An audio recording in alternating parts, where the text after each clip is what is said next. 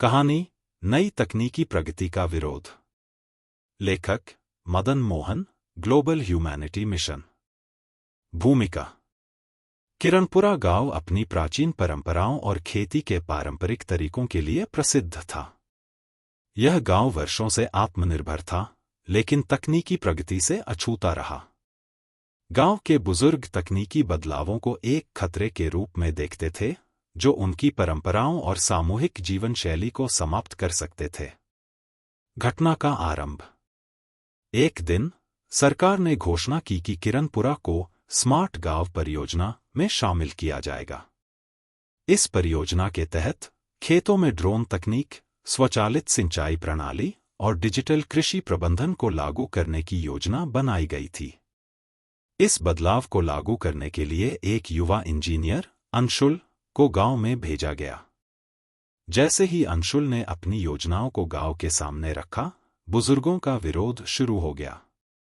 सरपंच रामपाल ने सभा में कहा, हमारी परंपरागत खेती ने हमें हमेशा आत्मनिर्भर बनाया है। यह मशीनें हमारी जमीन और संस्कृति को खत्म कर देंगी। हमें इन बदलावों की जरूरत नहीं। संघर्ष का चरम। गांव के युवाओं जैसे राकेश और प्रिया को तकनीकी प्रगति में रुचि थी। उन्हें लगा कि नई तकनीकों से उनकी उपज और आय बढ़ सकती है। लेकिन बुजुर्गों का विरोध इतना प्रबल था कि उन्होंने गांव में मशीनें लाने से इनकार कर दिया। अंशुल ने महसूस किया कि संवाद की कमी और नई तकनीकों के प्रभाव को लेकर डर विरोध का मुख्य कारण था। समाधान की दिशा में प्रयास। अंशुल ने गांव में एक कार्यशाला का आयोजन किया। इसमें उन्होंने तकनीकी प्रगति के फायदों को समझाने के लिए वीडियो और सरल उदाहरणों का उपयोग किया। उन्होंने दिखाया कि कैसे ड्रोन की मदद से कीटनाशक का छिड़काव किया जा सकता है, जिससे लागत कम होगी। स्वचालित सिंचाई प्रणाली से पानी की बचत का उदाहरण देकर पानी की कमी की समस्या का समाधान बताया। अंशुल ने गांव के बुजुर्गों को आश्वस्त किया कि पारंपरिक तरीकों को पूरी तरह नहीं बदला जाएगा, बल्कि नई तकनीक से उन्हें और बेहतर बनाया जाएगा। पुनर्मूल्यांकन और सहमति। धीरे धीरे सरपंच रामपाल और अन्य बुजुर्गों को समझ में आया कि यह बदलाव उनकी खेती और जीवन शैली के लिए फायदेमंद हो सकते हैं। उन्होंने एक शर्त रखी कि तकनीकों को चरणबद्ध तरीके से लागू किया जाए और इसके प्रभावों का मूल्यांकन समय समय पर किया जाए। युवाओं की मदद से पहली बार ड्रोन का उपयोग किया गया। फसल की उपज में सुधार देखकर गांव वालों का विश्वास बढ़ा। निष्कर्ष। कुछ महीनों बाद किरणपुरा तकनीकी प्रगति का लाभ उठाने वाला एक उदाहरण बन गया। बुजुर्गों ने स्वीकार किया कि बदलाव से डरने के बजाय अगर उसे समझदारी और संतुलन से अपनाया जाए तो यह विकास का आधार बन सकता है। शिक्षा।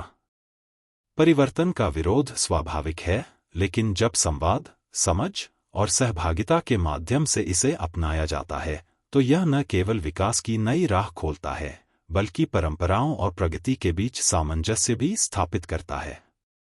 कहानी नई तकनीकी प्रगति का विरोध। इस कहानी में जो विवाद उत्पन्न हुआ वह तकनीकी प्रगति और पारंपरिक परंपराओं के बीच का था। इस संघर्ष को हल करने में निम्नलिखित विवाद समाधान के सिद्धांतों का प्रयोग किया गया। एक, संवाद और शिक्षा का सिद्धांत। सिद्धांत की व्याख्या। विवाद का मुख्य कारण अक्सर गलतफहमी या जानकारी की कमी होता है। खुला संवाद और शिक्षा का उपयोग करके पक्षों को नई जानकारी प्रदान की जा सकती है। कहानी में उदाहरण। अंशुल ने कार्यशाला का आयोजन करके नई तकनीकों के फायदों को सरल और व्यावहारिक उदाहरणों के माध्यम से समझाया। उन्होंने वीडियो और दृश्य माध्यमों का उपयोग किया ताकि लोग नई तकनीक की उपयोगिता को बेहतर ढंग से समझ सकें। बुजुर्गों को दिखाया गया कि यह तकनीक उनकी पारंपरिक खेती के लिए सहायक होगी, प्रतिस्थापन नहीं। सीख। शिक्षा और संवाद से डर और गलतफहमी को दूर किया जा सकता है। 2, सहभागिता और सामूहिक निर्णय का सिद्धांत। सिद्धांत की व्याख्या। सभी संबंधित पक्षों को निर्णय प्रक्रिया में शामिल करना विवाद समाधान का एक महत्वपूर्ण तरीका है। जब सभी की आवाज सुनी जाती है तो निर्णय अधिक स्वीकार्य होता है। कहानी में उदाहरण। अंशुल ने गांव के बुजुर्गों और युवाओं दोनों को बातचीत में शामिल किया। तकनीक को लागू करने के लिए चरणबद्ध योजना और प्रभाव के मूल्यांकन की सहमति बनी। सरपंच रामपाल की शर्तों का सम्मान किया गया, जिससे उन्हें भरोसा हुआ कि बदलाव धीरे धीरे और उनके नियंत्रण में होगा। सीख। जब लोग महसूस करते हैं कि उनके विचारों का सम्मान किया जा रहा है, तो वे बदलाव को स्वीकार करने के लिए अधिक तैयार होते हैं। 3. डर और अविश्वास को समझने का सिद्धांत। सिद्धांत की व्याख्या। परिवर्तन का विरोध अक्सर डर और अविश्वास के कारण होता है। इसलिए समाधान में पहले उन भावनाओं को समझने और दूर करने की आवश्यकता होती है। कहानी में उदाहरण। बुजुर्गों को डर था कि नई तकनीक उनकी परंपराओं को खत्म कर देगी। अंशुल ने इस डर को समझा और यह सुनिश्चित किया कि तकनीक उनकी खेती को पूरक बनाएगी, प्रतिस्थापन नहीं।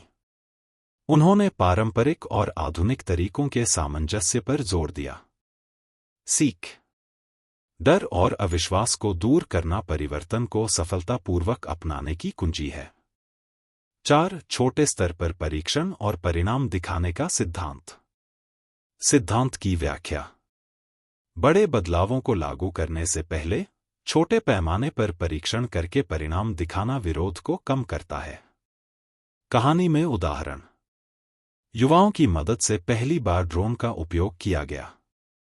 फसल की उपज में वृद्धि देखकर बुजुर्गों का विश्वास बढ़ा।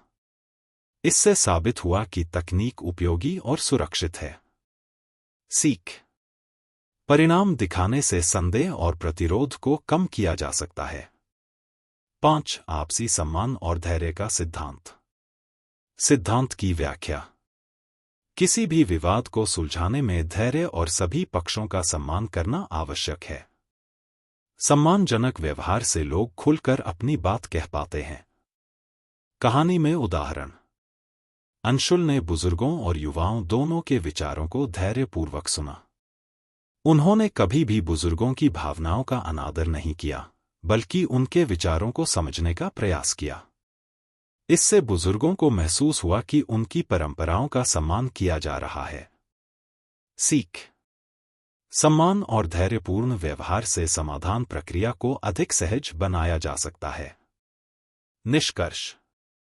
इस कहानी में विवाद समाधान के सिद्धांतों का उपयोग करके यह दिखाया गया कि संवाद, सहभागिता, शिक्षा और छोटे स्तर पर परीक्षण के माध्यम से परिवर्तन के विरोध को समाप्त किया जा सकता है। यह केवल तकनीकी प्रगति को स्वीकार करने की कहानी नहीं है, बल्कि यह दिखाता है कि कैसे परंपराओं और नवाचारों के बीच संतुलन बनाया जा सकता है। धन्यवाद।